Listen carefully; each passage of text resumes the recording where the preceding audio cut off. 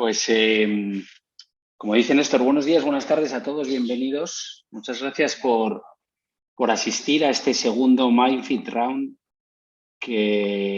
con el que pues, seguimos estas jornadas que estamos celebrando pues, para hablar de temas como el de hoy, de la felicidad, del coaching, del liderazgo, como el coaching puede cambiarnos la vida, por ejemplo, que es el siguiente, o el neuroliderazgo por el profesor Gabriel Carrascosa, y el que nos ocupa hoy, que es la felicidad según claves según la ciencia, ¿de acuerdo? Para la mayoría de vosotros yo creo que Néstor Romero ya es conocido, pero bueno, si no, a mí me encanta siempre presentarle en todos los webinars los que asistimos y celebramos. Néstor es un conferencista, es profesor e investigador en diferentes universidades, como la Universidad de Louisville en Estados Unidos, la Universidad de Málaga, Quality Leadership University en Panamá, Universidad Europea Miguel de Cervantes aquí en España, la Universidad de Chile o la Universidad Central del Valle del Cauca, además de otras muchas cosas, en mi caso, pues compañero, socio y amigo, ¿vale? Así que nada, yo creo que sin más dilación, Néstor, puesto que ya tenemos un grupo bastante interesante de espectadores y público, me encantaría cederte la palabra y que nos alumbres en esto que has bautizado como felicidad, claves según la ciencia. Correcto, genial, perfecto. Vale, fantástico. Adelante. Bueno, pues muchísimas gracias, como decía. También muchas gracias a todos vosotros. Parte también de los asistentes están vía YouTube, viendo la presentación y vía también en diferido, ya que algunos de los compañeros pues, no pueden asistir por determinadas circunstancias profesionales fundamentalmente. Y bueno, y de lo que vengo a hablar es de algo que nos toca a todos, que es algo que no es particular de nadie, sino de todos. Y lo que vamos a ver un poco es cómo esto se puede aplicar a la vida personal. Para ello quiero hablar un poco de por qué me apasiona tanto ese concepto del bienestar y la felicidad. Yo que soy ingeniero, se nos dice que los ingenieros somos más fríos que un lagarto. Y sin embargo, me he ido encontrando, a lo largo de mi profesión, me he ido encontrando pues con muchos guiños de lo que es el bienestar, lo que es la felicidad, y finalmente, bueno, pues esto se aplica a nuestra vida. Concretamente, el primer máster que realicé hace ya muchísimos años, fue un máster con los creadores del concepto de la dieta mediterránea, un concepto que ha influido tanto en los conceptos no solamente de salud física, sino también de salud mental. Y él concretamente, tanto el profesor Pérez Jiménez como López Miranda en la Universidad de Córdoba, concretamente en el Instituto de Investigación Biomédica de Córdoba, que es pionero en la investigación de los efectos del aceite de oliva y todos los alimentos de la dieta mediterránea, bueno, pues aprendí muchísimo de ellos hace, bueno, pues más de 20 años. Otro concepto que me ha ido enriqueciendo ha sido el de la neurociencia aplicada, cómo con la neurociencia pues nos hemos dado cuenta, aplicándolo sobre todo al sector empresarial, de que no podemos cuidar de nuestro cliente externo si no cuidamos de nuestro cliente interno. Y eso concretamente con el profesor Gabriel Carrascosa, que estará aquí también invitado en unas semanas, y trabajando de la mano con su equipo durante muchos años, nos hemos dado cuenta de lo importante que es hacer a nuestros equipos felices. Otro concepto en el que he estado trabajando ha sido el de distintos proyectos de investigación vinculados con el impacto emocional de determinados tipos de actividades del día a día, tanto en ámbitos corporativos como no corporativos, como puede ser la actividad física y la meditación, que de hecho se fue parte de mi tesis doctoral.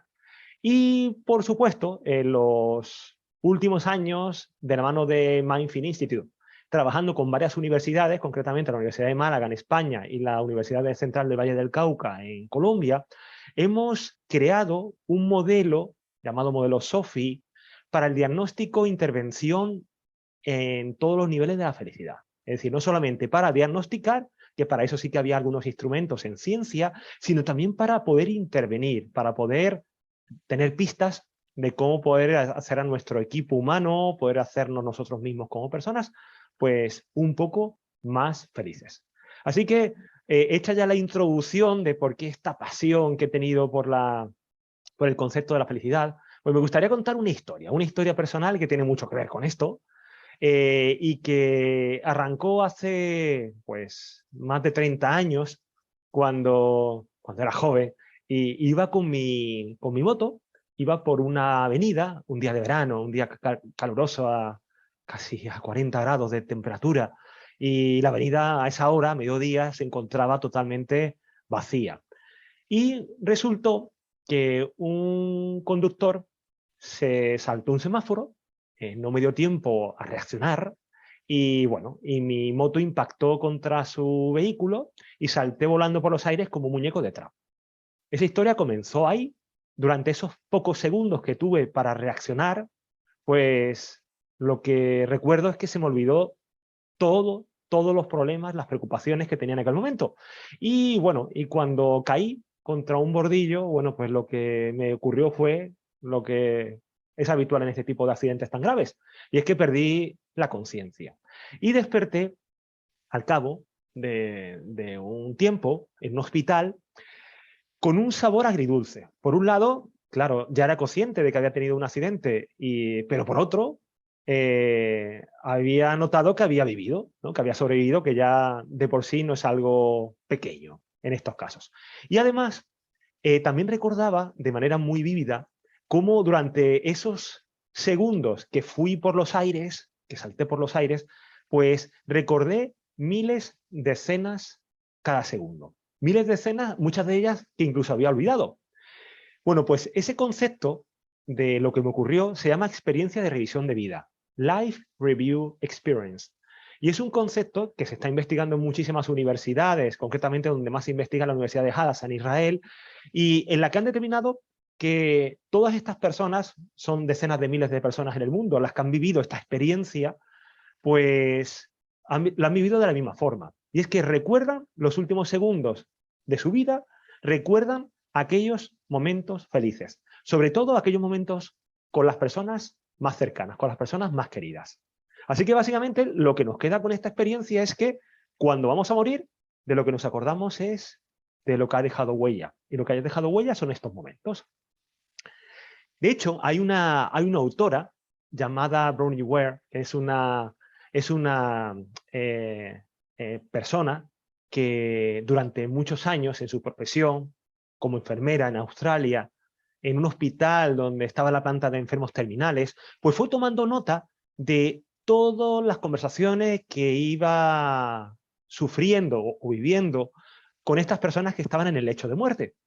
Y creó después una publicación fantástica que fue bestseller sobre aquello que nos hace arrepentirnos antes de morir.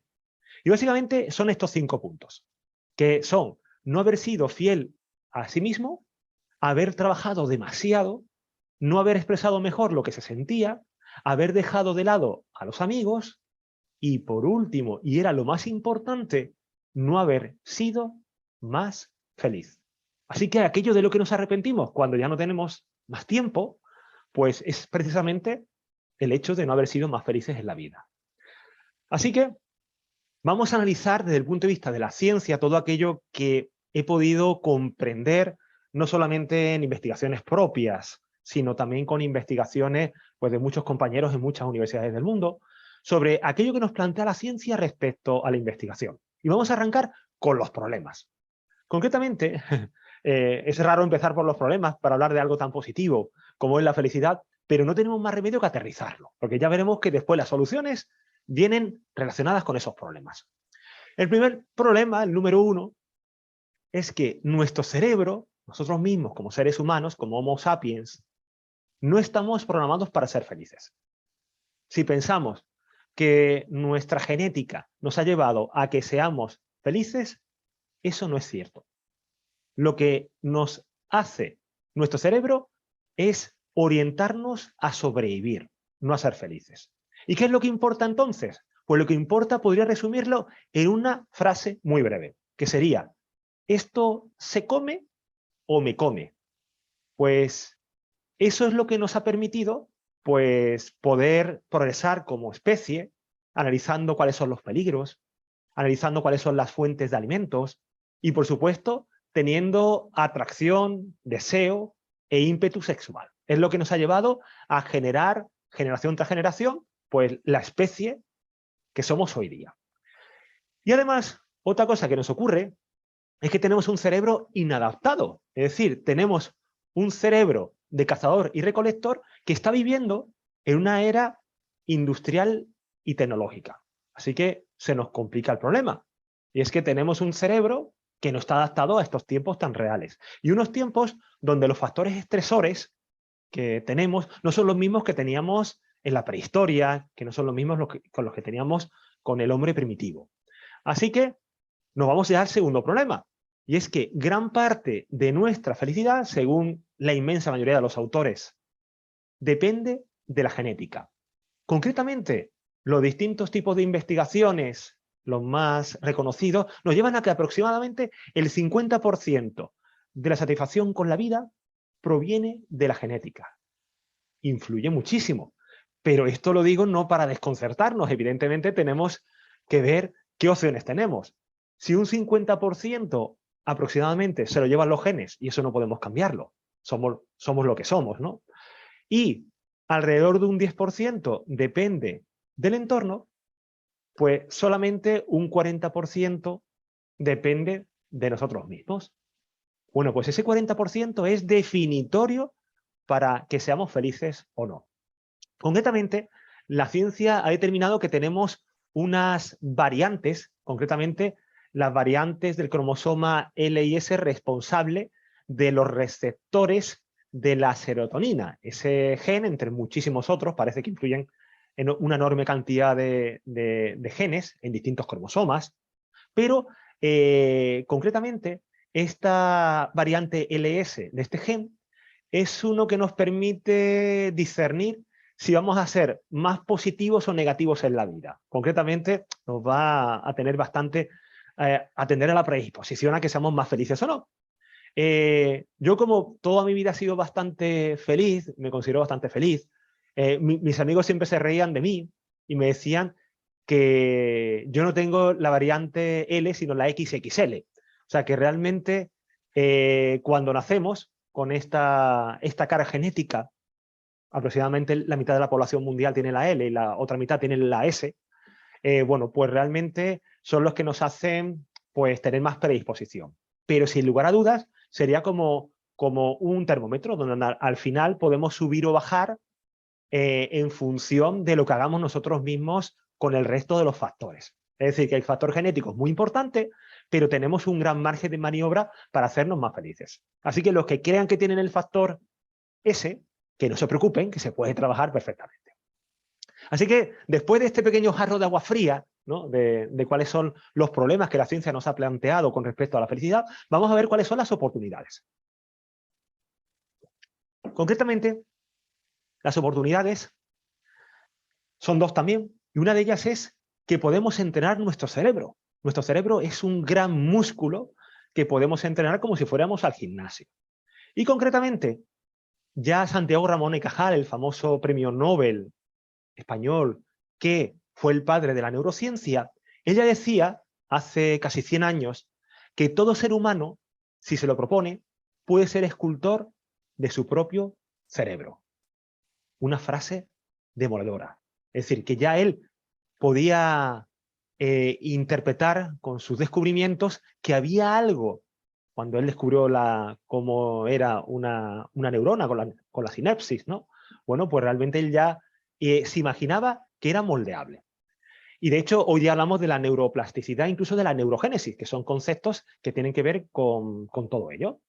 Y además, eso nos lleva a que muchos de los factores que influyen en ese bienestar, donde podemos estar esculpiendo nuestro cerebro, tienen que ver con la accesibilidad. Es decir, cualquier persona puede llegar a ellos. Por ejemplo, con la meditación, que es un tema en el que estuve trabajando durante la pandemia, los datos han demostrado que tienen unos impactos poderosos en el cerebro desde el principio y se crean redes neuronales desde prácticamente la primera meditación.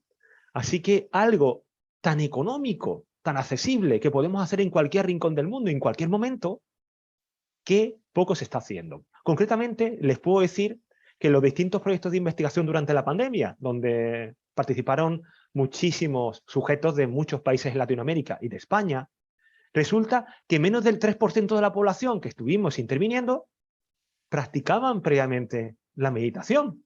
Es decir, algo tan fantástico y que ofrece tantísimas ventajas para que seamos más felices y prácticamente nadie lo hace. Y la segunda oportunidad que tenemos es, y esto ya lo hemos introducido hace unos minutos, es que gran parte de nuestra felicidad depende de nosotros mismos. Es decir, no depende de terceros. Y eso lo decía Marilyn Monroe, que sufrió mucho en su vida, pero que en muchos puntos era muy sabia. Y concretamente una de sus grandes frases célebres era que la felicidad está dentro de uno, no al lado de alguien. La pena es que ella tardó mucho tiempo en darse cuenta. Y Sonia Lyubomirsky, que es la científica del mundo de la felicidad, la más renombrada a nivel mundial, dice que la felicidad no está ahí fuera para que la encontremos. Y la razón de eso es que está dentro de nosotros. Es decir, por más que el marketing quiera vendernos fuentes de felicidad a diestro y siniestro, con tanto impacto publicitario, sin embargo, pues nos damos cuenta al final, cuando analizamos en ciencia, que la felicidad está más dentro de uno que fuera. Es decir, que prácticamente poco nos pueden vender de ello. Así que vamos a ir ahora poco a poco desgranando algunos aspectos clave que la ciencia nos dice. Lo primero es definir qué es la felicidad, porque es un concepto tan amplio que existen tantas definiciones como seres humanos hay en el planeta. Y de hecho, en el mismo ser humano, en las distintas fases de la vida, puede que el concepto de felicidad vaya cambiando, con lo cual vamos a multiplicar el número de definiciones. Pero vamos a irnos a algunas concretas, ¿no? Aristóteles ya hace miles de años decía que la felicidad es la finalidad última de la existencia humana. O sea, fijaros qué importante era ya en aquel tiempo. O que, por ejemplo, Mahatma Gandhi, ya decía que la felicidad aparece cuando lo que piensas, lo que dices y lo que haces están en armonía. Ese equilibrio interior y exterior, que es uno de los puntos clave que hemos investigado en el modelo SOFI, es fundamental para poder ser felices. Y ya Gandhi se imaginaba que eso ocurría hace unas cuantas décadas. Así que la definición más aceptada por la ciencia es que la felicidad es una sensación de profunda satisfacción duradera con uno mismo y con las propias circunstancias. Es decir, circunstancias internas y externas. Es decir, que cuando estamos satisfechos con lo que somos por dentro y lo que tenemos por fuera, somos felices. Así de sencillo. Así que vamos ahora al siguiente paso en la escalera. ¿Por qué ser feliz? O sea, ¿qué nos aporta el hecho de ser feliz? ¿Por qué estamos hablando un día como hoy? Estamos dedicando una hora a conocer los conceptos que nos llevan a ser más felices. Bueno, pues he resumido los cientos de atributos que tiene el ser feliz.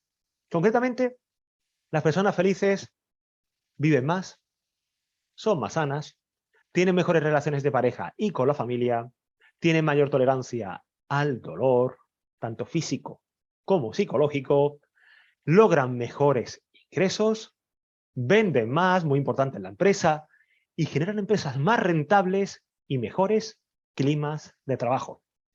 Así que, si esto es solamente un resumen, imaginaros la gran cantidad de fuentes, de beneficios que puede tener el ser feliz. Así que vamos a ir ahora a comprender cómo en nuestro entorno la gente es más o menos feliz. Y muchas veces comparo con los alumnos, comparo este concepto con el de las bombillas, ¿no? Tenemos bombillas, estas bombillas incandescentes de hace unos años, en las que recordamos que había algunas que podían iluminar más o menos, algunas parpadeaban, algunas nunca brillaban. Bueno, pues en el trabajo, en nuestro entorno familiar, en cualquier entorno en el que estamos, podemos encontrarnos bombillas que iluminan más, que están siempre iluminadas, y bombillas apagadas. Bombillas incluso que nos hacen brillar a nosotros menos, ¿vale? Esas relaciones tóxicas que hacen que finalmente, con las famosas neuronas espejo de Rizzolatti, nos contaminemos y seamos menos felices. Bueno, pues ese es nuestro entorno. Y la ciencia, con los distintos estudios vinculados con el entorno y la felicidad, pues ha demostrado que las personas que se acercan a personas más felices, a su vez se convierten en personas más felices. Es decir, que es algo obvio, que puede parecer obvio, ¿no? Lo que suma, suma y lo que resta, resta. Entonces, esto a veces en ciertas relaciones tóxicas es difícil romper con ellas, pero es una realidad. Y entonces, claro, nos podría surgir la pregunta de ¿cuál es la receta de la felicidad? Es decir, ¿existe alguna receta? ¿Podemos calibrarlo de alguna manera? Bueno, pues eso fue uno de los modus operandi, de las motivaciones que teníamos cuando empezamos, y todavía tenemos un largo desarrollo por recorrer con el modelo SOFI, pero realmente a día de hoy no existe ninguna receta. Como decíamos, existen tantas definiciones de felicidad o tantas recetas como seres humanos hay en el planeta.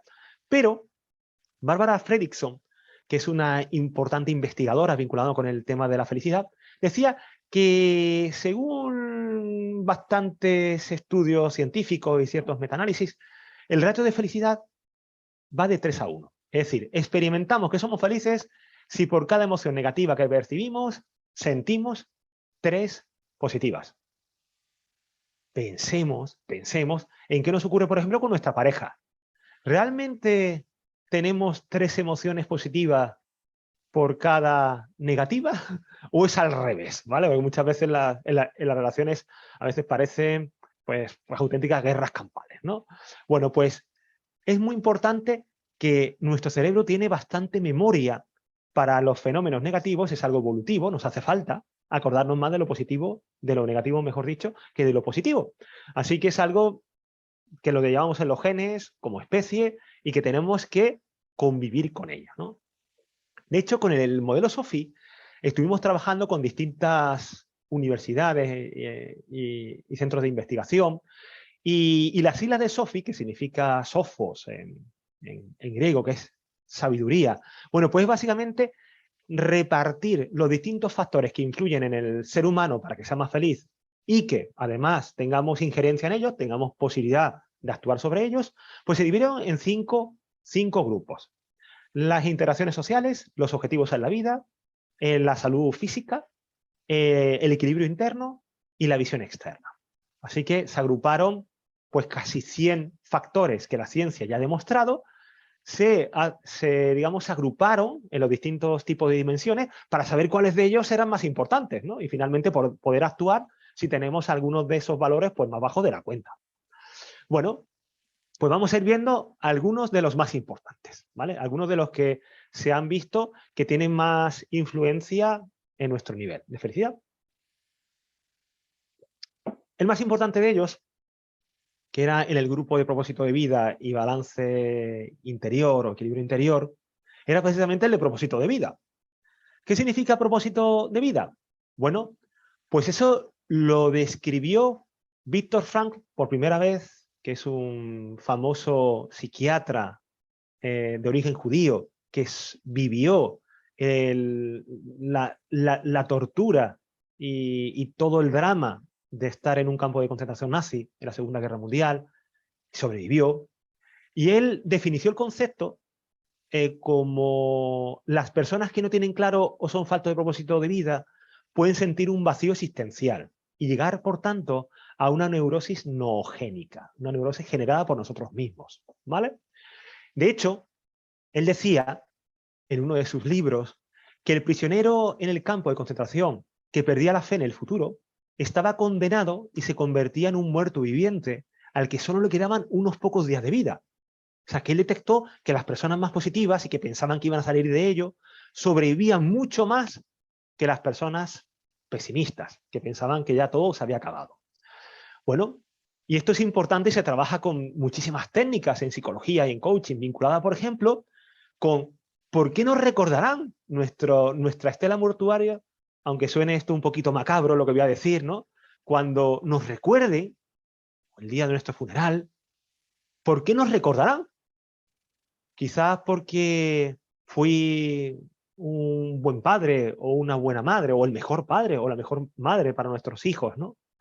O fui un buen profesor, o fui un buen investigador, o un gran jefe, si era empresario, o realmente fui un buen tenista, o fui una persona que, bueno, pues que tenía una gran conciencia por el medio ambiente. O sea, cada uno puede ponerse uno o varios propósitos de vida y tenemos que estar enfocados en cumplirlos, porque si no, cuando vayamos al lecho de muerte, ¿qué vamos a llevarnos? Pues bastante poco, ¿no? Por desgracia, muchos de nuestros propósitos de vida, si ahora mismo falleciéramos, pues sería, he sido la persona que más series de Netflix ha visto, o ha sido la persona que más retweets ha recibido en su cuenta de Twitter. Pues, por ejemplo, ese tipo de cosas, por poner solamente un ejemplo, pues realmente sería triste que nos recordaran por ello, ¿no? Así que muy importante tener ese propósito de vida, porque es lo que nos mueve. Uno de los principales propósitos de vida, si no el que más, es el de tener un hijo, ¿vale? Tener un hijo, tener varios hijos, pues realmente es algo que te hace que pongas un propósito, pongas un objetivo en lo alto de la pirámide. O sea, no hay nada más importante cuando eres papá o mamá que tus hijos, ¿no? Por ellos dar lo que haga falta. Así que muy importante que tengamos nuestro propósito, que pueden ser uno o muchos, porque eso es al final lo que nos puede hacer más felices. Así que esto es algo que quizás no teníamos muy en mente, pero es el factor más reconocido entre todos los que tenemos que incidir en la felicidad.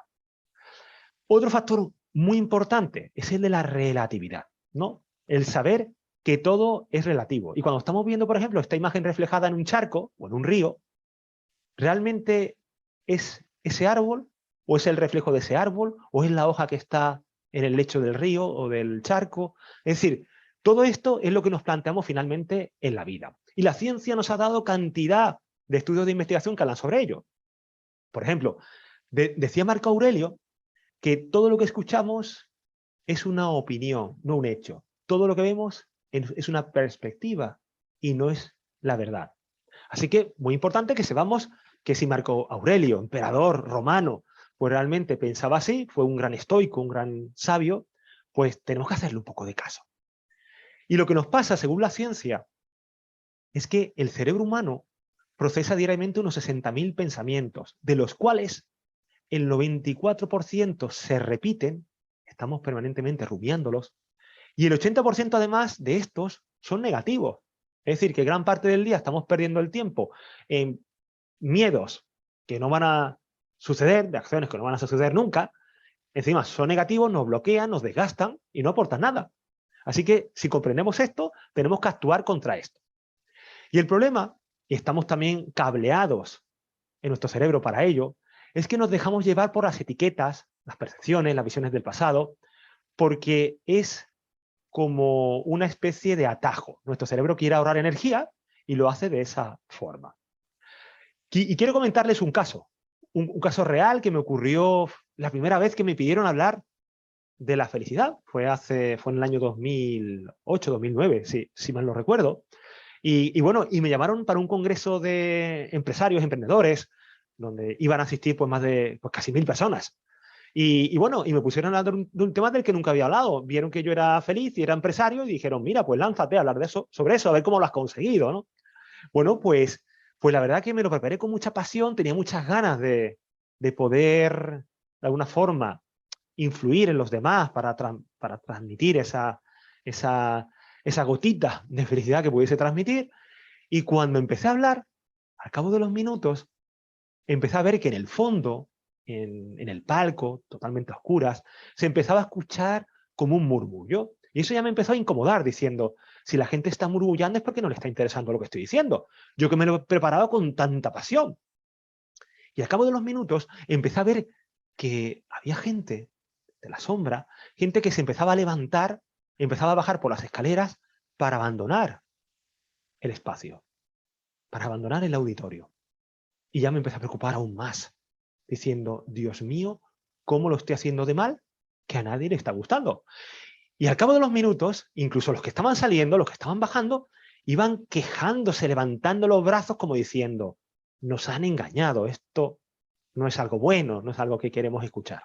Bueno, me fui desinflando, al final no sé cómo pude llegar al final, me bajé del escenario, me fui avergonzado a mi casa, me metí en la cama y no volví a salir en todo el día de la cama. Y al día siguiente, que me desperté ya un poquito mejor, veremos por qué ocurre eso. Al día siguiente me llamaron de parte de la organización del evento diciendo que le había gustado mucho la ponencia. Y les dije, ¿pero cómo les va a gustar si todo el mundo se estaba levantando para irse? Y la respuesta de ellos fue, no, es que como tu ponencia era la de apertura, resulta que un grupo de jóvenes que venían a un congreso de gaming, de videojuegos, se confundieron, se metieron en el auditorio que no era, y por eso se fueron quejándose porque se sentían engañados. Pero no porque tú lo estuvieras haciendo mal, sino porque ellos estaban en el sitio equivocado. Así que yo me llevé un día de decepción, un día totalmente amargado, de manera totalmente absurda, ¿no? Bueno, pues por desgracia esto nos ocurre permanentemente. Y decía otro estoico, Epicteto, decía, ¿qué está bajo nuestro control? Solamente nuestras percepciones y nuestras acciones. ¿Y qué está fuera de nuestro control? Todo lo demás. Entonces, aquello en lo que no podemos actuar, olvidémoslo porque no podemos hacer nada. Y nuestro cerebro pues nos la juega. Como decíamos antes, tenemos atajos que nos permiten irnos por el camino más rápido. Y uno de los caminos se produce por un fenómeno que se llama error de atribución fundamental. Y es que pensamos siempre en lo malo de los demás. Pensamos en la malicia de los actos ajenos.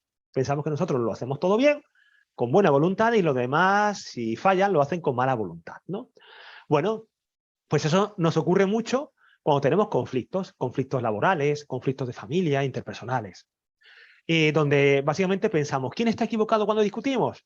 Pues evidentemente el otro es el que está equivocado, si no, no discutiríamos. Y sería como esta imagen bastante clarividente, donde estamos viendo que uno está diciendo que lo que hay ahí es un 6 y otro está diciendo que lo que hay es un 9. Bueno, pues por desgracia, esto ocurre en las empresas, en las familias, en las parejas, todos los días, ¿vale? Que cuando discutimos, pues pensamos que quizás, o sea, nunca pensamos que quizás el otro tiene algo de razón o tiene toda la razón. Y la razón es, precisamente, porque según la ciencia, el 77% de lo que pensamos cada día es interpretación, no es realidad. Y si lo vemos al otro día, todo cambia. Por eso muchas veces es bueno enfriar esa espada caliente, recién templada por el herrero, porque cuando la enfriamos con agua, realmente empezamos a pensar más con nuestro córtex prefrontal, donde tenemos mucha más idea de lo que realmente está sucediendo, somos más racionales, y enfriamos un poquito nuestra zona límbica más amigdalina, donde realmente nos dejamos llevar por las emociones. Así que es muy importante que al día siguiente esa espada se ha templado y en frío es mucho mejor pensar sobre cualquier tipo de problema o conflicto. Y también tenemos los errores neuroestratégicos, que son otros atajos que nos hacen, por ejemplo, que nos creemos más atractivos que los demás, más atractivos que lo que realmente somos. Y eso nos provoca más seguridad y, por tanto, nos permite dejar más descendencia. Cuando estamos más seguros de nosotros mismos, podemos dejar más descendencia. Así que por eso esos genes de ese error neuroestratégico está tan difundido en nuestra especie. Y así que, por ejemplo, tenemos universidades que han hecho estudios súper simpáticos, donde dicen que, por ejemplo, el 50% de los profesores creen que se encuentran entre el 10% de los mejores. Y eso es imposible desde el punto de vista estadístico. O que, por ejemplo, el 80% de los conductores de automóvil creen que se encuentran entre el 10% de los mejores. Y esto sí que es imposible, ¿no? No podemos cumplir con esa regla estadística. Así que ese error neuroestratégico realmente nos afecta y hacen que seamos, pues a veces, menos imparciales de lo que deberíamos. Ahora vamos a ver un punto fundamental también, que es el de la alimentación. De hecho, hablando de nuestra nutrición, de la alimentación, en la ciencia ha surgido la pregunta de hace muchos años de qué debemos comer. De que realmente, según la ciencia, somos herbívoros o vegetarianos, somos carnívoros o somos omnívoros. Pues realmente lo que ha demostrado la antropología en los últimos años es que realmente somos oportunistas. Hemos comido en cada momento lo que hemos podido y el ser humano precisamente se ha extendido hasta el último rincón del mundo, se ha extendido gracias a que hemos sido oportunistas, como las cucarachas o como las ratas, igual que ellas, ¿no? Entonces, tenemos, por ejemplo, los famosos chimané en Bolivia, que comen básicamente tubérculos, es su dieta base. Tenemos los yanomamis en en Brasil. Tuve la suerte de compartir con ellos pues unas semanas hace ya muchos años en el Amazonas, y ellos fundamentalmente comen insectos y comen pescado de los ríos, alguna caza. Tenemos también a los Hadza en Tanzania, donde su base fundamental es la miel, y también cazan algunos animales de pequeño tamaño porque viven en zonas muy pobres. O también, por ejemplo, los Inuit en Groenlandia, que básicamente no comen ni siquiera ningún alimento vegetal, sino que solamente comen pues pescados, focas y poco más, ¿no? Entonces, si nos preguntamos, ¿están saludables estas comunidades que nada más que comen cosas tan específicas? Bueno, pues lo que ocurre, según todas las investigaciones científicas, no hay ninguna que lo contradiga, es que estas poblaciones que son arcaicas, que son antiguas poblaciones, poseen una excelente salud metabólica, cardiovascular y, por supuesto, cerebral. La mayor parte de las enfermedades cerebrovasculares, metabólicas, cardiovasculares que tenemos en Occidente, ellos ni las conocen. Entonces, ¿qué ocurre? Pues que realmente no es tanto si tenemos que comer carne, más verduras, más frutas, sino comer comida de verdad. Eso es lo que nos está diciendo finalmente la ciencia, ¿no? Y vamos a ver algunos ejemplos breves de en qué se traduce esto. Pues se traduce en que nunca habíamos estado tan sobrealimentados, nunca habíamos tenido la suerte de tener tantos alimentos disponibles permanentemente, a golpe de abrir un frigorífico, pero a la vez nunca habíamos estado tan desnutridos. Nuestros alimentos cada día son más básicos y de peor calidad, entre comillas, ¿no? Bueno, pues eso nos ha llevado a que vivamos una pandemia mundial de obesidad, donde la obesidad se ha triplicado desde el año 75 y afecta ya el sobrepeso a más del 40% de la población mundial, con todos los problemas que eso conlleva. De hecho, ya los científicos no paran de decir una frase: cerebro enfermo y cerebro obeso. Un cerebro obeso va a ser un cerebro enfermo. Es decir, que tenemos que cuidar nuestra alimentación y también, por supuesto, nuestro peso, ¿no? ¿Y qué es lo que finalmente podemos llevarnos como los últimos gritos? Algunos de ellos pues, son bastante conocidos, otros no tanto, de la nutrigenética y de la dieta saludable. Bueno, que tenemos que consumir más cereales integrales, más legumbres sobre todo, y frutos secos. Estos dos últimos se consumen cada día en menores cantidades. También consumir, por supuesto, verduras y frutas frescas porque tienen unos efectos fantásticos en nuestra salud metabólica y cerebral. También evitar los alimentos fritos.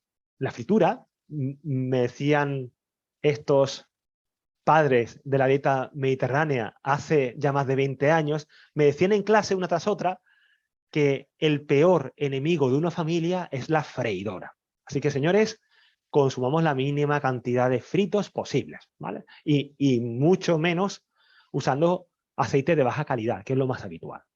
Por supuesto, otra pandemia que tenemos actualmente y cada día se le está dando más importancia a nivel del estado de ánimo, a nivel mental, de la salud cerebral, es la gran cantidad de aceite de baja calidad que estamos consumiendo. Los aceites refinados, que son prácticamente todos los que consumimos, menos el aceite de oliva virgen, que es el único que se salva, pues los aceites refinados pues son un competidor del omega 3, que es un ácido graso esencial, fundamental para nuestro cerebro.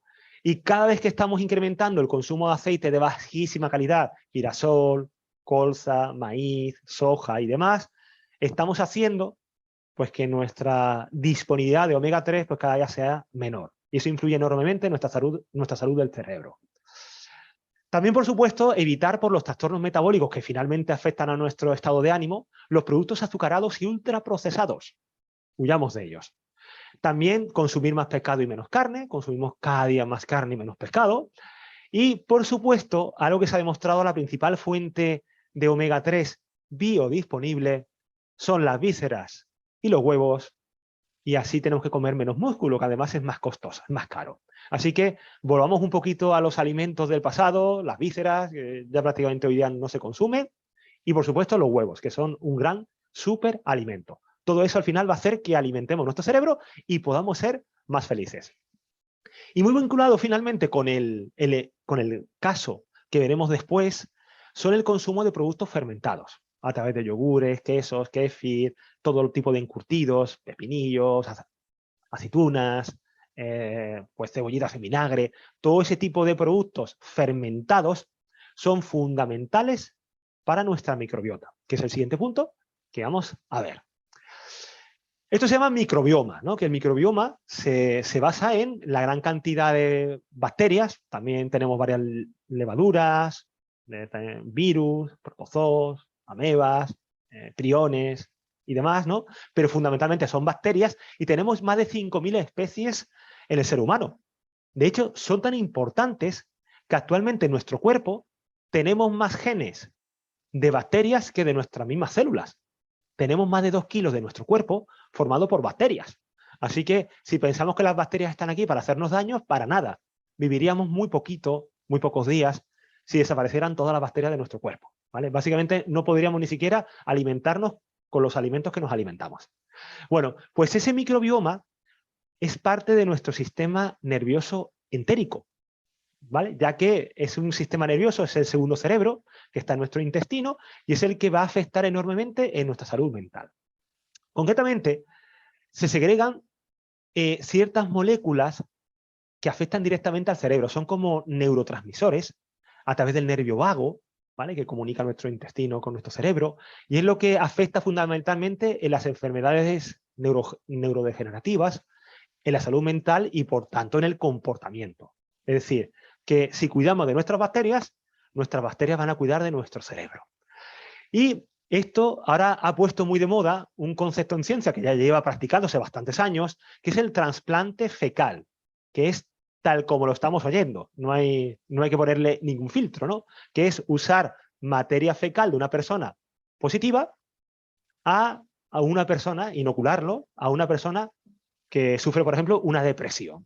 Bueno, pues el hecho actualmente se hace en algunos países solamente, en España no, ¿vale? Y actualmente lo que se ha visto es que si una mujer en casa, la mamá, se encuentra depresiva, pues si el padre se encuentra saludable, pues realmente el trasplante fecal del padre a la madre, pues va a hacer que la madre tenga un ciclo de mejoría pues mucho más corto que incluso utilizando cierto tipo de drogas, cierto tipo de medicamentos que al final tienen las secuelas que tienen, ¿no? Es decir, el trasplante fecal se está viendo que tiene una gran oportunidad porque realmente estamos inoculando bacterias positivas en ese culmen de bacterias negativas que tenemos cuando estamos enfermos, cuando tenemos ansiedad, depresión o cualquier tipo de enfermedad que afecta a nuestro estado de ánimo.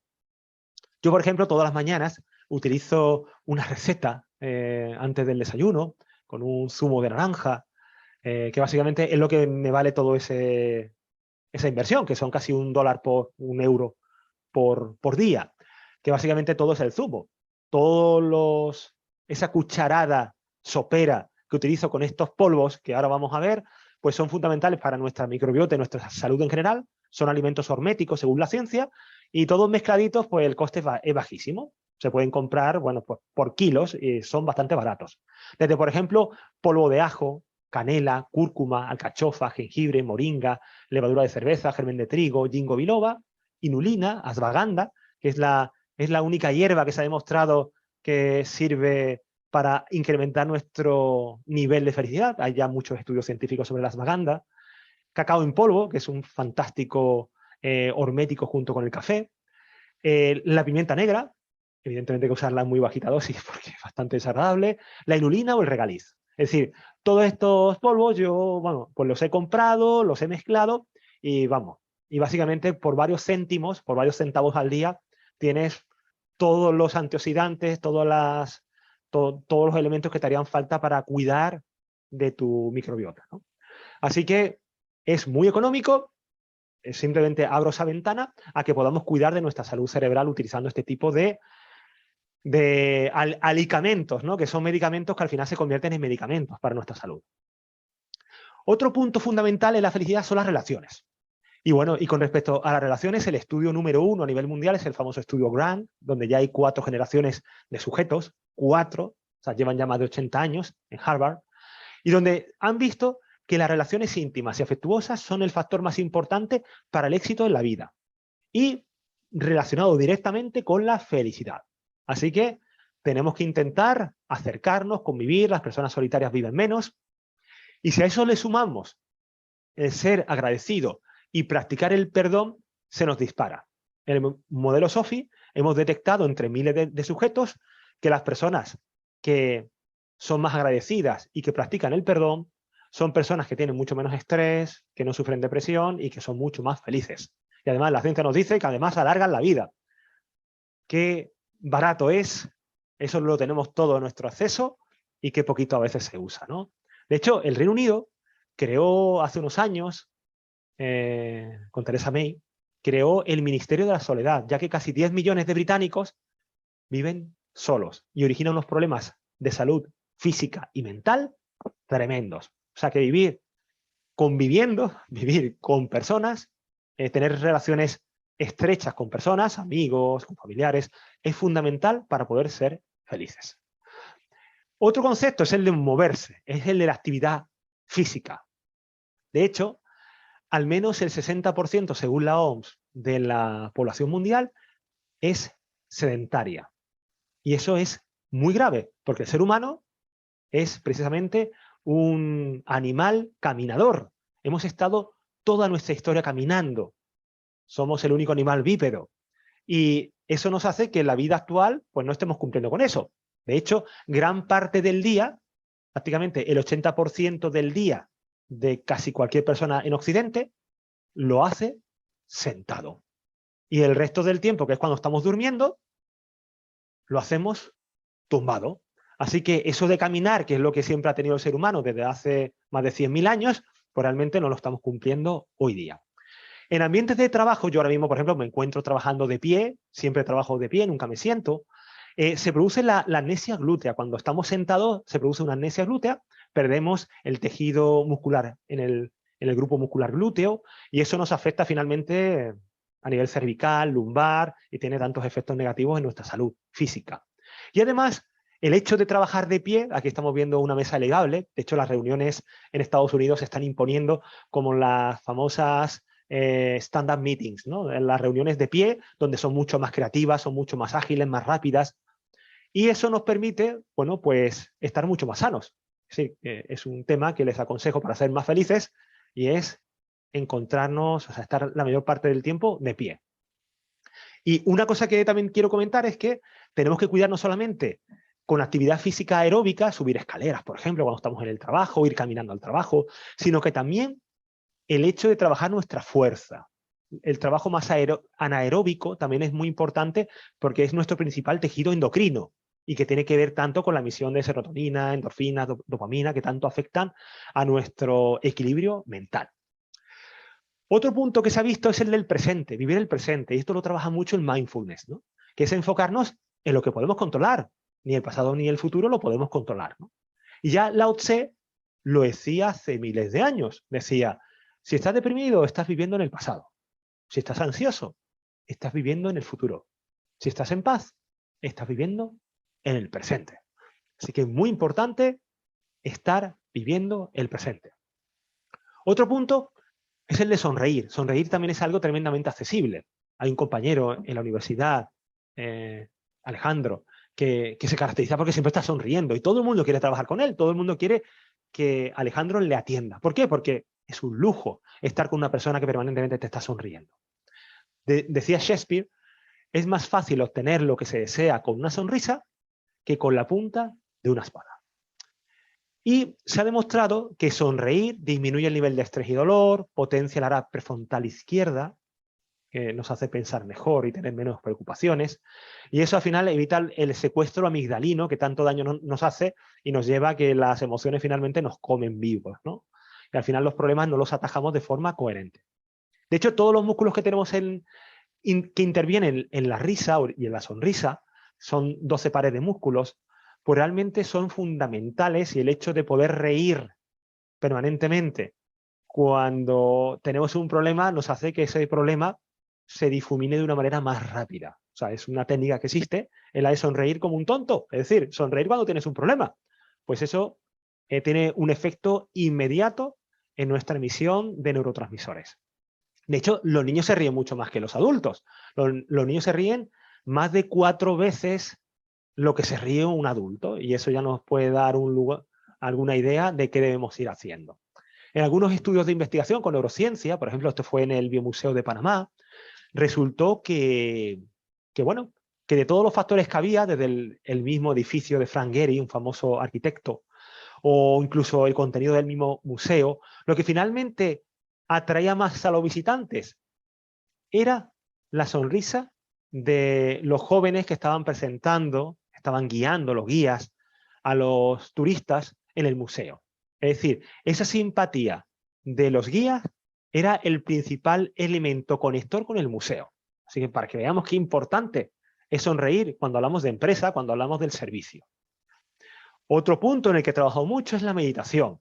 Y la meditación tenemos gran cantidad de evidencia científica. El Instituto Max Planck en Alemania es pionero en ello, y algunas universidades en la India, donde básicamente el meditar 5 minutos, solo 5 minutos, pensemos cuánto tiempo dedicamos a nuestras redes sociales, en Internet, bueno, pues provoca un incremento en nuestra capacidad de observar, evitamos los pensamientos negativos, la fatiga mental, somos más felices, estamos más satisfechos con la vida. Simplemente unos minutos de meditación. Imaginaros lo que podemos llegar a conseguir practicando media hora, 45 minutos, 1 hora diaria.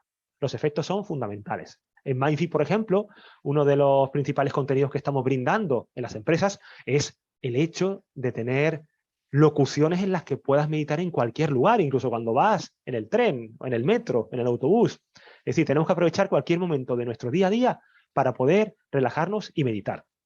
Y esto ya me lo enseñó, curiosamente, hace más de 30 años, cuando era adolescente, tuve la suerte de recibir una beca para estudiar con quizá el mejor guitarrista a nivel mundial, que es Pepe Romero, que aunque tenga mi mismo apellido, realmente no tengo nada que ver con él a nivel familiar, ¿no? Pues con Pepe Romero, pues realmente cuando después de estos cursos de verano, pues teníamos que lanzarnos al escenario, ya sea en un recital o ya sea en una orquesta, ¿no? En el caso de cuando teníamos orquesta, pues siempre nos decía lo mismo. Primero, para no ponernos nerviosos, respiraciones profundas. Me enseñó, cuando yo era niño, me enseñó cómo tenía que respirar para relajarme. Y lo segundo, la visualización mental. Una de las cosas que me enseñó Pepe Romero, que es la estrella de la guitarra clásica a nivel mundial, es que tienes que visualizar mentalmente cada pieza que tienes que interpretar para poder memorizarla de por vida. Y hoy día os puedo comentar que tenía toda la razón del mundo. Me acuerdo todavía de interpretaciones de partituras que estudié hace 30 años. O sea, visualizar mentalmente con los ojos cerrados algo hace que tus redes neuronales lo fijen de una manera tan intensa o más que cuando lo practicamos físicamente. Así que, adelante. Otro concepto es el de bailar, ¿no? Que de hecho se está aplicando ya en muchísimas empresas, ¿vale? Ya que se produce la mayor emisión de dopamina, oxitocina y serotonina de todas las actividades que puede realizar el ser humano. Es decir, no hay nada más importante para tener esa gran cantidad de hormonas positivas en nuestro organismo para poder ser felices que bailar. Bailar es lo que más nos conecta. Otro concepto es el de la actitud, cómo vemos la vida. Pues Ingrid Bergman decía que el éxito es conseguir lo que quieres y la felicidad es querer lo que consigues. Fijaros qué juego de palabras y qué importante es. Cómo tenemos que amar lo que tenemos, ¿no? Y valorar aquello que tenemos, ¿no? Y Krishnamurti, ese famoso filósofo hindú, decía que no vemos las cosas como son, sino como somos. O sea, que al fin y al cabo vemos las cosas tal como nosotros nos sentimos dentro. Y eso es importante evitarlo. Tenemos que dejar ese sesgo e intentar ver las cosas realmente como son. Otro punto es el de disfrutar de la vida. Es importantísimo. Gandhi decía, vive como si fueras a morir mañana y aprende como si fueras a vivir siempre. Pasión por aprender y disfrutar de cada momento. Abbie Hoffman, este famoso americano activista en la época hippie, Él decía, hoy es el primer día del resto de mi vida.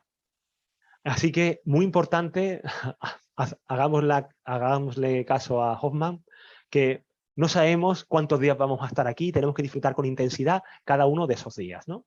Y lo que vivimos actualmente es un ambiente cronopático, o sea, con obsesión por el tiempo, y es una pandemia, origina demasiado estrés, demasiada tensión, demasiada ansiedad. Y de hecho, las adicciones, por ejemplo, a las redes sociales, que son una fuente importante hoy día, con la parte buena y mala que tienen las redes sociales, que tienen también bastantes cosas positivas, ¿no? Pero esta parte negativa del tiempo que nos resta en el día a día, en la vida, y la de la adicción, pues se están procesando con terapias con las que también se están tratando la adicción, por ejemplo, a la cocaína. Así que es muy importante saber que el ambiente cronopático tenemos que dejarlo de lado, y la actividad física o el meditar son fundamentales para ello. Y también aprender a sorprendernos por lo que nos rodea, como los niños, que todo lo que vemos en el entorno pues les seduce, ¿no? Yo en este caso con mi hijo Anthony, pues estoy todos los días aprendiendo muchísimo de él, porque realmente se emociona de cualquier cosa que descubre. Para él todos los días es un descubrimiento. Este fue un momento hace casi un año en el que, como yo le había retirado la regadera para no regar y echar tanta agua al huerto, a las plantas en el huerto, pues él consiguió descubrir que con las papeleras del baño, fijaros qué cosa más inoportuna, pues sacándola del baño, llevándola al grifo, llenándola de agua y yendo finalmente al huerto, podía hacer lo mismo que hacía con la regadera. Esto que puede parecer algo tan básico, ¿no? Bueno, pues para este niño pues fue un auténtico descubrimiento, ¿no? Y vemos la sonrisa que tenía, ¿no? Así que tenemos que aprender a emocionarnos con todas las cosas que tenemos en nuestro entorno. Seguro que hay cantidad de detalles que no apreciamos en nuestro día a día. Y de hecho, un gran autor reconocidísimo a nivel mundial, desde los años 80, que tiene un apellido innombrable, Csikszentmihalyi, ¿vale? Creo que se decía así, ¿vale? He probado de muchas formas y según creo era así. Pues él hablaba del estado de flow, que es vivir una experiencia cuando estamos intensamente involucrados en lo que estamos haciendo y nos resulta tremendamente divertido hacerlo. En el trabajo se está empleando muchísimo este tipo de acciones de entrar en flow, ya que disminuye la ansiedad e incrementa la creatividad en los entornos laborales. Así que eso de evadirnos, de que se nos vaya el tiempo, de meternos de lleno en una actividad, es fundamental para ser unos genios en lo que estamos haciendo. Y por último ya, para cerrar, ¿podemos ser felices en el trabajo? Es una pregunta que continuamente nos hacemos, ¿no? Los datos son bastante duros. Para empezar, la palabra trabajo viene del latín tripalium, que era el principal instrumento de tortura que tenían los romanos. Así que cuando vamos a trabajar por la mañana, vamos tan tristes, con la cara hasta el suelo, pues parece que los romanos ya intuían que a mucha gente no le va a gustar trabajar, que se va a convertir en una tortura, ¿no? Bueno, pues no nos equivocamos. ADECO en España decía que el 64% de los españoles sacrificaría parte del salario, y eso que la situación quizá ahora con la inflación no es totalmente optimista, bueno, pues renunciarían a parte del salario por ser más felices en el trabajo. Yo lo descubrí en una aplicación, la primera aplicación de videoconferencia con psicología que se hizo a nivel mundial en el año 2008, cuando teníamos más incidencia, cuando teníamos más llamadas y más sesiones de videoconferencia, eran precisamente los domingos por la tarde-noche. La gente sentía un nivel de ansiedad altísimo antes de empezar la semana. Así que cambiemos esto porque no podemos sentirnos tan mal en el trabajo. Y dice la OMS que casi la mitad de los empleados en el mundo se encuentran en una situación de estrés laboral. Casi la mitad. Pero es que en Latinoamérica los datos son aún más demoledores. El 75% de los empleados latinoamericanos sufren estrés laboral crónico o burnout. Estamos quemados. Y eso se puede evitar. De hecho, muchísimas investigaciones nos llevan, como esta, a que un empleado feliz sea mucho más motivado y sea mucho más eficiente. Y eso al final se traduce en productividad, ¿no? En rentabilidad de la empresa. Así que se vele por la salud de nuestros colaboradores, de nuestros empleados, es fundamental. Si cuidas a tus empleados, ellos se encargarán de cuidar a tus clientes, decía el gran empresario Thomas Watson, ¿no? Así que pensemos en que tenemos que cuidar de la gente. Trabajamos hace unos años con una cadena de hoteles llamados Selina, donde para ellos era fundamental el concepto de happy shifting, que es un concepto que se lleva ahora, donde hay que intentar por todos los medios que nuestro equipo humano sea feliz. Y eso se traduce en el enorme crecimiento que ha tenido esta cadena en los últimos años. Y bueno, y quiero acabar con una frase de Albert Schweitzer, que era un filántropo alemán de principios del siglo XX, que hizo muchísimas cosas buenas, sobre todo en el continente africano. Él decía, el éxito no es la clave de la felicidad. La felicidad es la clave del éxito, y si amas lo que haces, tendrás éxito. Así que nada, me quedo con todo esto. Muchísimas gracias por todo. Y ahora vienen, si hay alguna pregunta, pues estaré encantado de poder atenderlas. Muchísimas gracias, Néstor. Claro que sí, hay bastantes preguntas, de hecho. ¿Vale?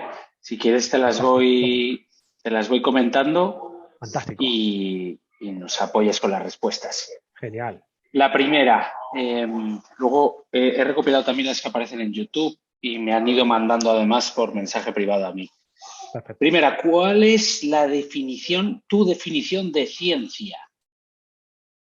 Bueno, pues la diferencia entre la ciencia y la no ciencia, y puede ser incluso de la pseudociencia, porque muchas veces estamos hablando de conceptos bastante pseudocientíficos, es decir, que no nos llevan a que esté validado por el método científico.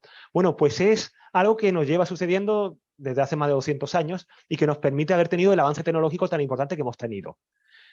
¿Qué es la ciencia? ¿Qué es lo que nos permite la ciencia? Pues nos permite validar una hipótesis a través de un modelo, de una teoría, de unas, digamos, unas demostraciones que van a ser replicables, es decir, que se pueden replicar a futuro. Es decir, cualquier persona, cualquier investigador, cualquier grupo de investigación va a poder replicarlo en unas condiciones iguales o similares, y va a permitir también la universalidad, es decir, poder aplicarlo en cualquier rincón del mundo. Así que actualmente casi todo lo que tenemos en nuestro entorno, desde todos nuestros equipos tecnológicos, el mismo Internet, la medicina, los grandes avances que hemos tenido, todo ha sido posible gracias a la ciencia.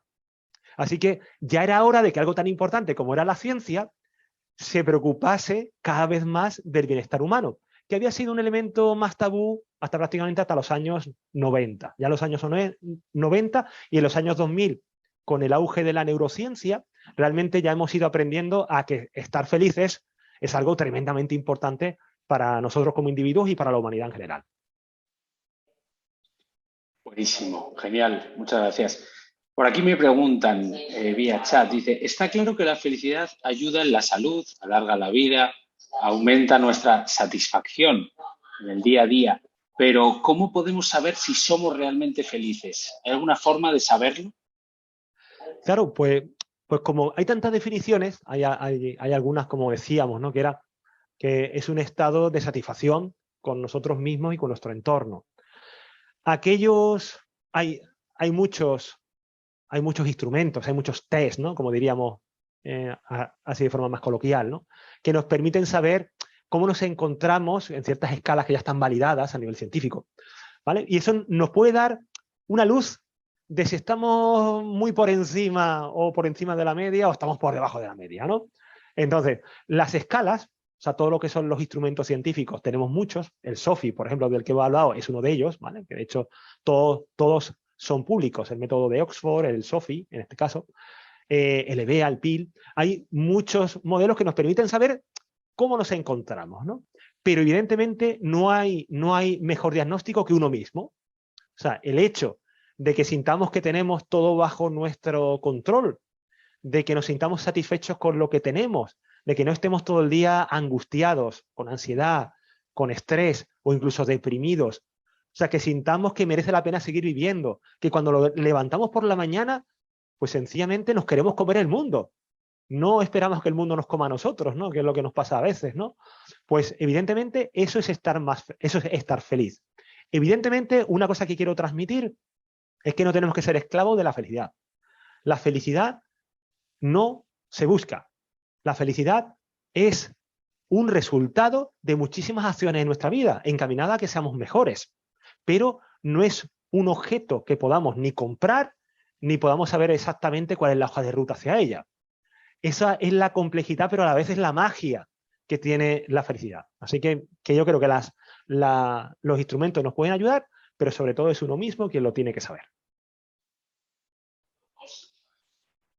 Perfecto, gracias. Dicen por aquí, ¿crees que, como mantienen algunos expertos, hay relación entre la costumbre del agradecimiento? Me explico, dar las gracias todos los días por algún motivo y el aumento en la felicidad. Totalmente. El agradecimiento es fundamental. Dar las gracias se suele decir que es como una sonrisa. Es lo más barato que podemos compartir, ¿vale? Cualquiera puede dar las gracias por cualquier cosa, ¿no?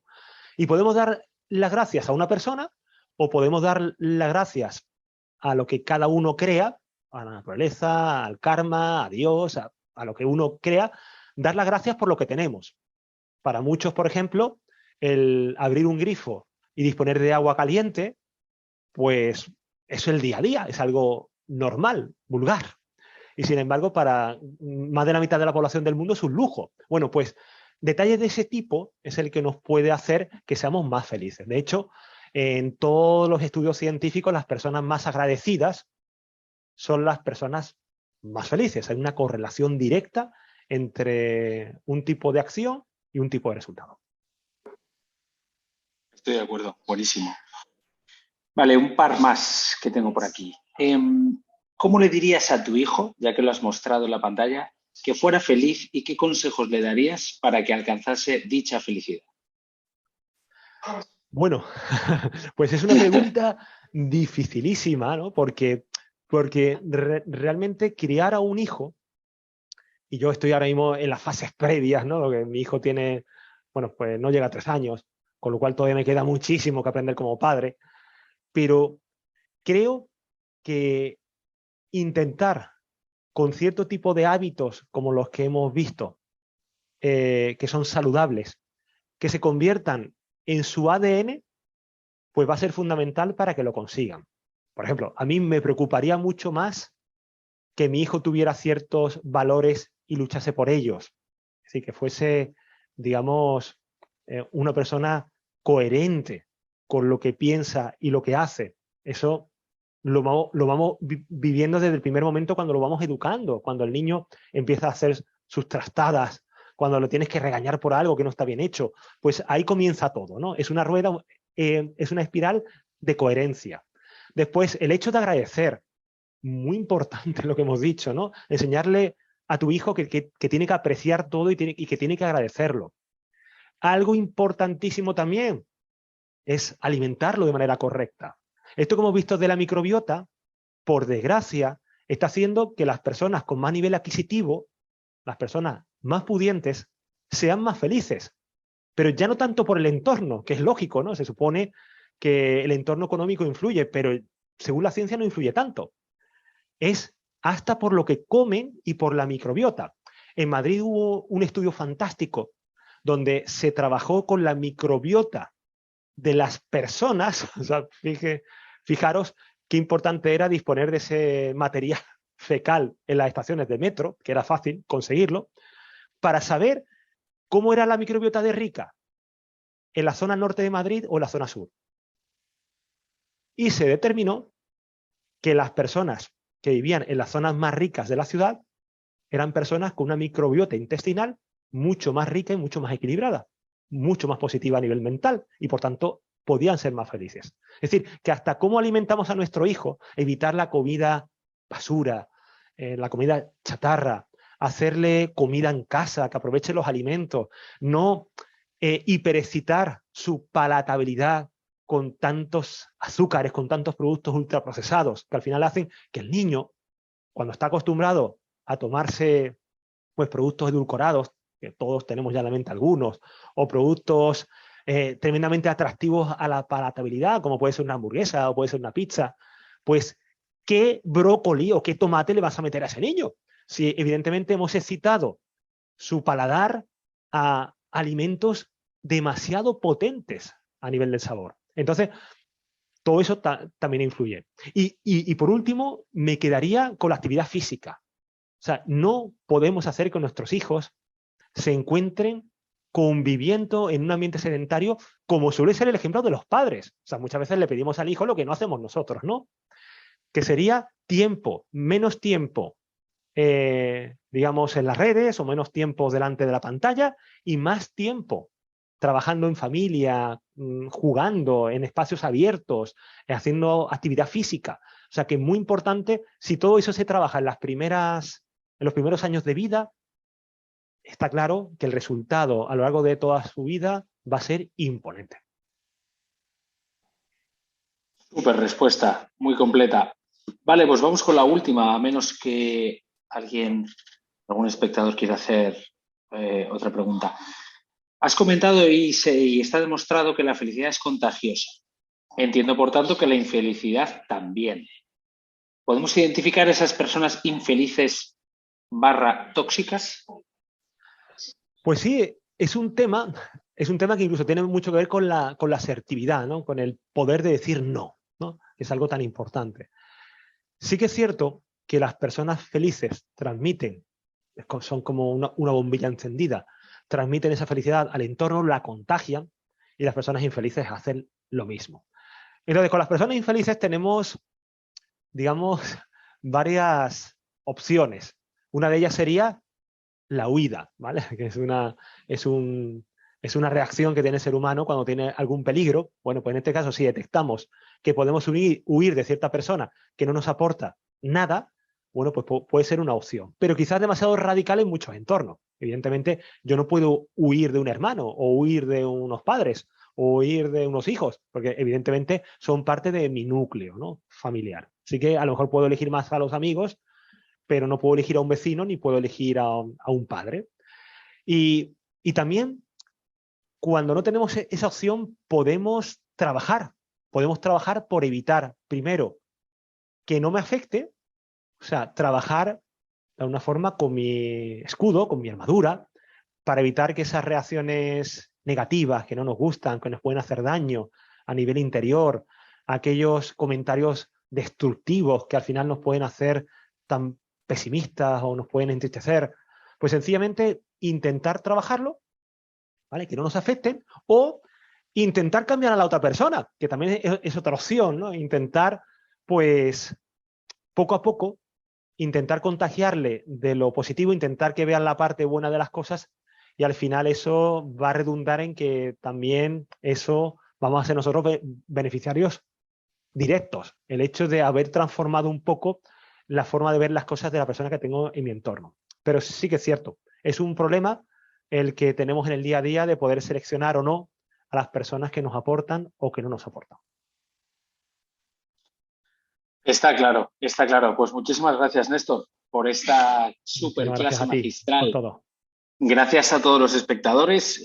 Os recordamos que tenemos el siguiente Mindfit Round el día 9 de noviembre, cómo el coaching puede cambiarnos la vida, con la vicepresidenta de ICF Argentina, Patricia Gutiérrez. El siguiente, el 14 de noviembre, Neuroliderazgo, liderando equipos que enamoran a sus clientes, con el doctor Gabriel Carrascosa. Así que, si les ha gustado esperemos que no se pierdan los siguientes. Creo que podemos cerrar aquí la sesión. Néstor, no sé si tienes algo más que añadir. Pues nada, muchísimas gracias. Solamente me quedaría comentarles, como les transmití antes la experiencia de revisión de vida, ¿no? Cuando estuve a punto de morir en ese accidente, solamente les dejo eso, que si algún día sufriesen ese momento, ¿qué momentos felices se llevarían? Sería importante pensarlo, porque al final eso es lo que nos queda. Así que muchísimas gracias por la paciencia, por haber escuchado durante esta más de una hora ya. y bueno, y que tengan un muy feliz día. Nos vemos en la siguiente. Muchas gracias a todos. Adiós. Un saludo. Chao. Saludos. Adiós.